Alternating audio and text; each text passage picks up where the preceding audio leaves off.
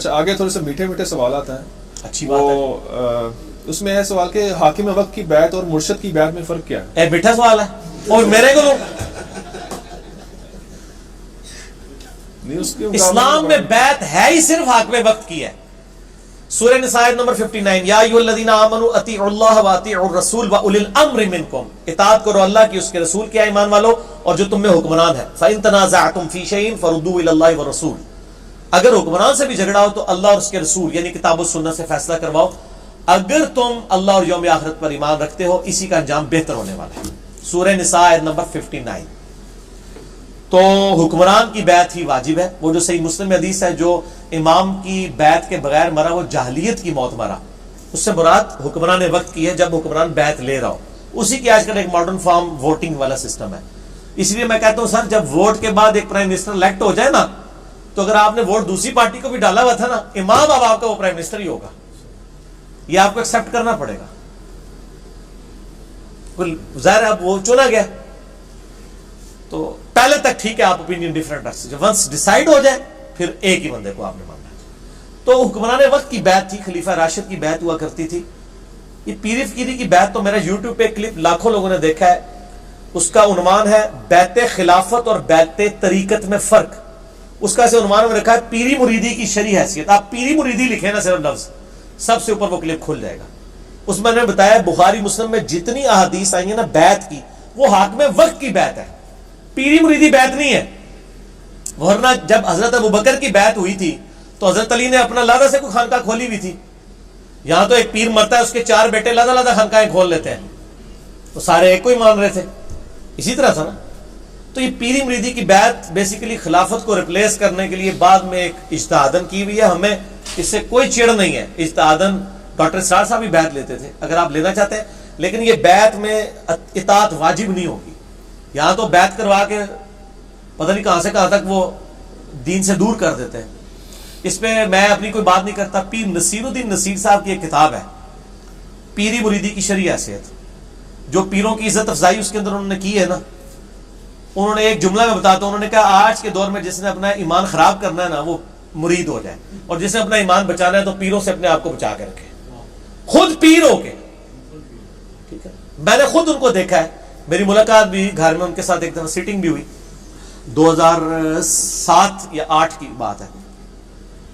تو ان کے پاس میں نے دیکھا ایک وہ بوڑھی سی عورت آئی، وہ پیسے لے کے نا ہاتھ میں پکڑانے یوں اٹھا کے پڑے پھینکے، کہتی بی بی اللہ کو لو مانگ، پیر کے کر سکتا ہے. یہاں بھی جیل میں تقریر کر کے گئے نا، ایک بار ہی بلایا، دوبارہ انہوں نے بلایا ہی نہیں ہے. محفل نعت میں ان دنوں بارشیں نہیں تھی ہو رہی، تقریر ان کی رکھی ہوئی تھی، کم از کم 25-30 ہزار مجمع تھا، پورا اسٹیڈیم کرکٹ کا بھرا ہوا تھا. اس کے بعد یہ تارا جمیل صاحب کا جلسہ اتنا بڑا ہوا ہے جو وہ ہوا تھا. مریدوں نے بلایا، انہوں نے کہا تسی کہندے ہو پیر دے دینے تے سارے پیر لے آؤ نا، بارش کرو. نہیں دینا جے لے لو، اودی مرضی جدوں دے گا. اسی لیے تو کہتے آخری وقت جو جی وہ بھابی ہو گیا سی، جی یہ ہو گیا سی، وہ ہو گیا سی. اگر وہ بھابی ہو گیا سی تو پھر تہاڈی بزرگی چ کمی ہے کہ تہاڈی اولاد بھی ہو کے تہاڈے سلسلے چ بھی ہو کے وہ گمراہ ہو گیا. پیر تو اسی لیے کیا جاتا ہے نا تاکہ آپ گمراہ نہ ہو. اگر پیر ہی خود گمراہ ہو جائے، مریدوں کو چھوڑ دے. اگر پیر گمراہ ہو رہا ہے تو بڑے بزرگوں کی بزرگی اسٹیک پہ لگ گئی ہے جن کی وجہ سے وہ بیٹھا ہوا ہے. اچھا پھر میں آپ کو ایک واقعہ بتاتا ہوں. یہ شیخ عبدالقادر جیلانی رحمہ اللہ تعالیٰ کے بارے میں ایک واقعہ جی. وہ ایک دفعہ ایک جنگل میں عبادت کر رہے تھے تو آسمان سے آواز آئی، ایک روشنی ظاہر ہوئی، عبدالقادر تجھے اللہ نے بخش دیا، اب کے بعد کوئی نمازیں نہیں، جو مرضی کر. تو انہوں نے پڑھا لا حول ولا قوت الا باللہ. تو وہ شیطان تھا، چیخ مار کے غائب ہو گیا. شیخ عبدالقادر جیلانی نے کہا کہ نمازیں تو نبی کو معاف نہیں تھی، میری کیا حیثیت ہے. تو جاتے جاتے اس نے کہا کہ شیخ عبدالقادر جیلانی تیرے اس مقام پہ پہنچے ہوئے 70 اولیاء اللہ میں نے بہکا دیے ہیں اسی بات کے اوپر، تو اپنے علم کی وجہ سے بچ گیا. تو انہوں نے کہا تو نے دوسرا وار کیا ہے، میں اللہ کے فضل کی وجہ سے بچا ہوں. یہ اللہ اکبر اس واقعے کی میں انجین نہیں کرنے لگا ہوں کہ سر وہ جو 70 غوث تھے جن کو شیطان نے اوندا منہ کر کے دوزخ میں پہنچایا ہے، ان کے لاکھوں مرید کدھر گئے؟ 71 چوں ایک ہی بچا جے، 70 تو شیطان لے گیا جے. تے سانو کے پتا ہے تسی جڑے پیر ساڈے بنا رہے ہو انہاں نال کی ہونا ہے. اگر غوثہ نہ لے ہویا ہے تو پھر ہم کہتے ہیں اس کو اپنا پیر مانے جس کی گارنٹی قرآن میں ہے، ما ضل صاحبکم وما غوا، تمہارے نبی نہ کبھی بہک کے ہے نہ کبھی بے راہ چلے. اور یہ اعلیٰ حضرت نے خود لکھا ہے، اعلیٰ حضرت کی ایک کتاب ہے بیت و خلافت. اتنے چند چڑھے ہے جڑا دیکھ رہے ہو جناب، چڑھ گیا چند. اچھا، بیت و خلافت کتاب ہے اعلیٰ حضرت کی، وہ میں نے اس میں حوالہ دیا ہے. اس میں انہوں نے لکھا ہے کہ یہ جو بایزید بستامی کا قول ہے نا، جس کا کوئی پیر نہیں، اس کا پیر شیطان ہے، یہ محض باطل ہے. تحقیق ہر سنی مسلمان کا پیر محمد رسول اللہ صلی اللہ علیہ وآلہ وسلم. ٹھیک ہو گیا. تو یہ اعلیٰ حضرت خود کہہ رہے ہیں کہ بایزید بستامی نے جو بات کی ہے یہ باطل ہے. جب ہم کرتے ہیں تو کہتے ہیں بزرگوں کی گستاخ ہے. تو ہم بزرگوں کی گستاخیاں بزرگوں کے اقوال کی روشنی میں کر رہے ہوتے ہیں. میں اعلیٰ حضرت کے ساتھ ہوں کہ یہ باطل ہے اور یہ جھوٹ ہے. تو کلمہ پڑھ لے. پھر قرآن میں تو بیعت آئی ہے اللہ کی، سورہ توبہ میں آیا اللہ تعالیٰ نے مومنین کی جانیں اور مال جنت کے بدلے میں خرید لی ہیں، اس بیعت پر خوشیاں مناؤ. سر جب میری بیعت ہوئی ہے اللہ سے اور اس کے رسول سے صلی اللہ علیہ وآلہ وسلم، تو میں چھوٹے بڑے موٹے پیر کیوں پڑا جنہوں نے منو روٹی دے کے تو پالنا پہ جائے. میں پھر وہ اکثر بات کرتا ہوں نا کہ لوگوں نے گاڑیوں کے پیچھے لگایا ہوتا ہے نگاہ مرشد، حالانکہ وہ نگاہ مرشد نہیں ہوتی، وہ ہادہ من فضل ربی ہوتا ہے. اور جن پیروں کو یہ نذرانے دے رہے ہوتے ہیں ان کا بھی کام ہے نا کہ وہ اپنی گاڑی کے پیچھے لگوائیں کہ مریدین کے نذرانوں کی برکت سے، اور وہ سچ بھی ہوگا. یہ تو جھوٹ ہے نگاہ مرشد. یہ تو بیچارہ پورا دن ٹیکسی چلا رہا ہے، پیچھے لکھا ہوا ہے بری بری امام بری کر دے کھوٹی قسمت ہری، اور جا کے امام بری کے وہاں پہ مزار کے اوپر جا کے چندہ بھی دے رہا ہے. اس مزار کے اوپر جو سارے معاملات چل رہے ہیں وہ تیرے چندے سے چل رہے ہیں. یہ تو ہونا چاہیے اس مزار پہ لکھا ہو کہ ٹیکسیوں والے اور غرباء کی نگاہ کرم سے. یہ سچائی ہوگی. یا پھر خدا کے لیے آپ دیکھو ہادہ من فضل ربی. حضرت سلیمان علیہ السلام کے دربار میں جب وہ پلک جھپکنے سے پہلے وہ لے آیا ان کا امتی یا فرشتہ یا جو بھی تھا، جس کو عاصم بن برقیہ کہتے ہیں یہودی، مسلمانوں میں ان کے ہاں نام ہے، قرآن میں نام نہیں آیا. تو انہوں نے اس کی تعریف تو نہیں کی، انہوں نے کہا ہادہ من فضل ربی، یہ میرے رب کا فضل ہے. حضرت زکریا علیہ السلام مرشد تھے سیدہ مریم کے. سورہ ال عمران میں آتا ہے بے موسمی پھل وہاں پڑے ہوئے. حضرت زکریا کہتے ہیں تیرے پاس مریم کی فروٹ کہاں سے آتا ہے؟ وہ مریم اگر آج کی ہوتی نا تو کہتی حضور نگاہ مرشد ہے، تہاڈی دعاواں دی برکت ہے. انہوں نے کہا یہ میرے رب کے پاس سے آتا ہے. اگے حضرت زکریا نے کہا کہ میں تینوں سکھایا سی، تو میری مرید تیری جرت میرے بغیر ڈائریکٹ اللہ تک پہنچ رہی ہے. نہیں. جب انہیں بات سنی چپ کر کے محراب میں چلے گئے اور یہ سوچا کہ جو اللہ مریم کو بے موسمی پھل دے سکتا ہے مجھے اس بڑھاپے میں اولاد بھی دے سکتا ہے، میں بھی بے موسمی ہوں. اور کہا یا اللہ مجھے اولاد دے دے جو اولاد یعقوب کا وارث بنے.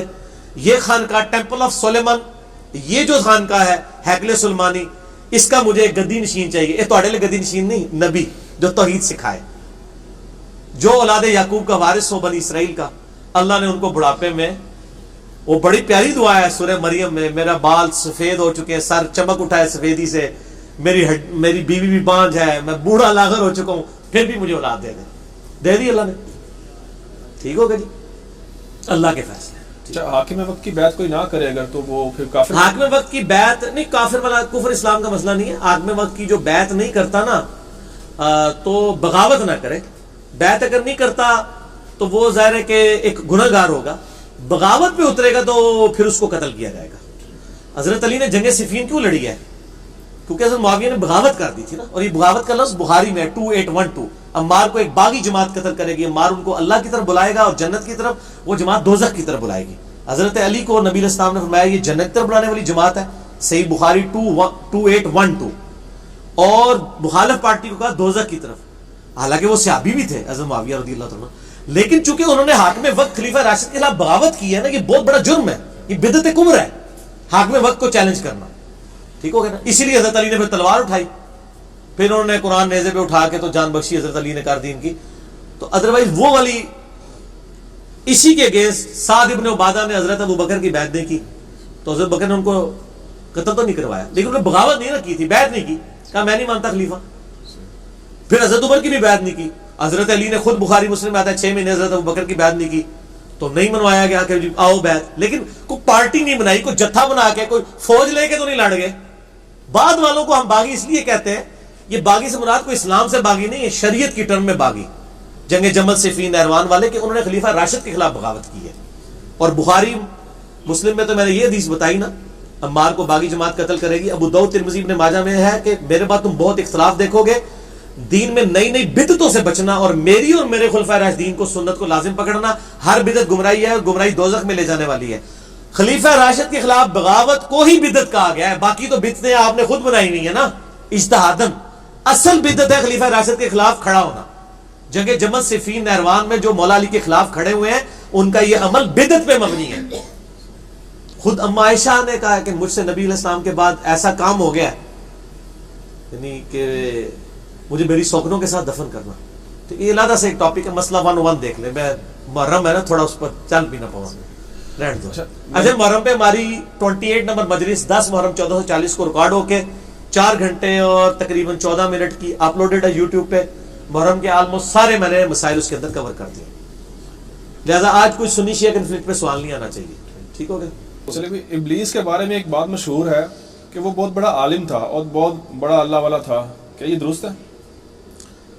بیسیکلی سو کارڈ جو اللہ والے بنے ہوئے ہیں نا، جن کو علم سے چڑ ہے، انہوں نے یہ زیادہ بات مشہور کی ہے کہ جی علم کوئی چیز نہیں. دیکھو ابلیس بھی بہت بڑا عالم تھا، جاہل تھا ابلیس، گمراہ ہوا ہے. عالم وہ ہوتا ہے جو اللہ کی بات سے انکاری ہو جائے، جاہل ہوتا ہے. اور بڑی بڑی وہ سٹوریاں بنائی ہوئی ہیں جی وہ یہ تھا وہ تھا، صرف علم کو نیچا کرنے کے لیے. عالم نہیں تھا وہ، صرف سجدے کرنے والا ایک عبادت گزار تھا. ٹھیک ہو گیا. باقی یہ جو کچھ بنایا ہے نا، فرشتوں کا بھی استاد تھا، کہیں نہیں لکھا ہوا. دکھائیں کس حدیث کس آیت میں لکھا ہے فرشتوں کا استاد تھا؟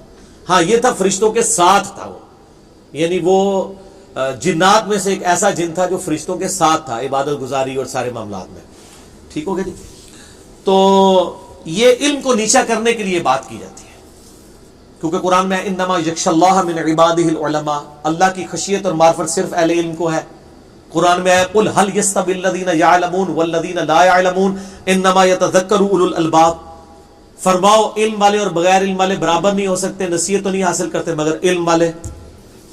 پھر نبی علیہ السلام کو کیا دعا دی گئی ہے؟ اے اللہ میری بزرگی میں اضافہ کر دے، نہیں میرے علم میں اضافہ کر دے. قل رب زدنی علما. تو سارے کا سارا معاملہ علم کے گرد چلتا تھا. انہوں نے کہا نہیں علم بس کریو یار، کہتے ہیں نا، کیونکہ علم سیکھ نہیں سکتے. تو علم ابلیس جاہل ہے. اس کے اوپر بڑا پیارا مضمون پیر نصیر الدین نصیر صاحب نے لکھا ہے کہ یہ کس طریقے سے ایک ڈھکوسلہ انہوں نے کیا ہے. اچھا پھر وہ کہتے ہیں جی ابلیس بڑا پکا مواحد تھا.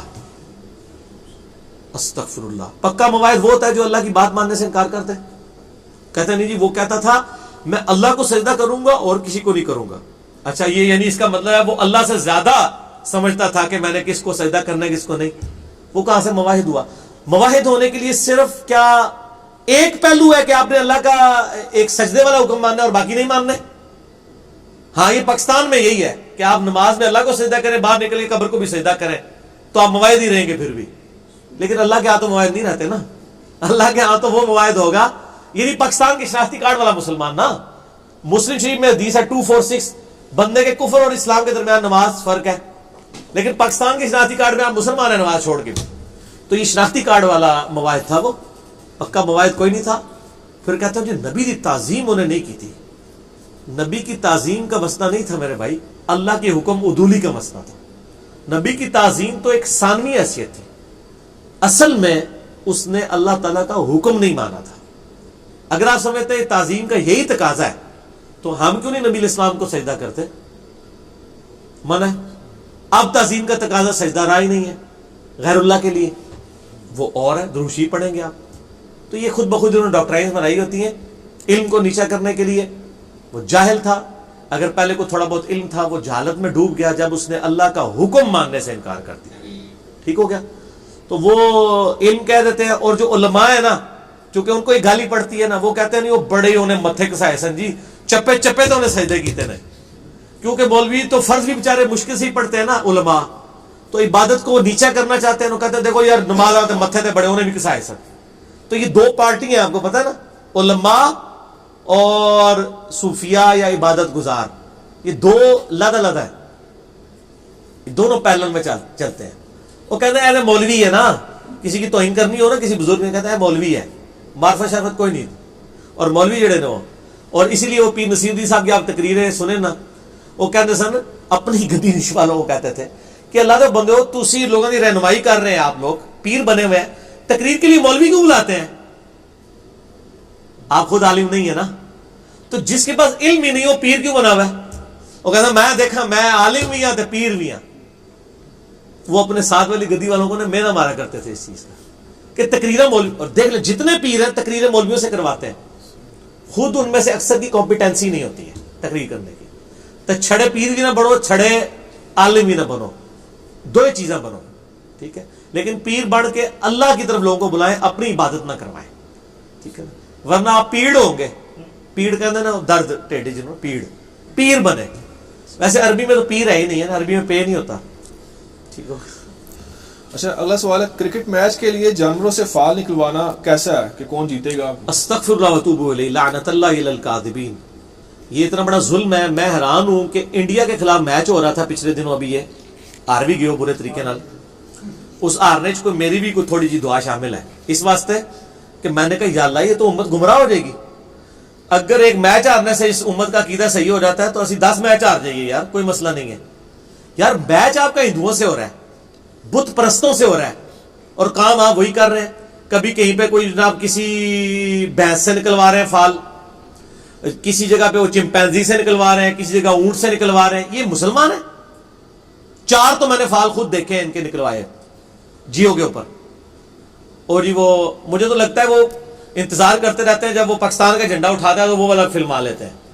ہاں وہ لائیو نہیں انہوں نے دکھایا, لائیو دکھائے نا کہ کتنی دیر میں وہ جاتا ہے, وہ جب جا رہا ہوتا ہے اس وقت دکھاتے ہیں.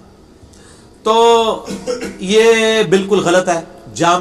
صحیح مسلم میں حدیث ہے, جس نے کسی نجومی کے پاس گیا فال نکلوانے کے لیے مستقبل کی خبر کے لیے, 40 دن تک اللہ تعالیٰ اس کی عبادت قبول نہیں کرے گا.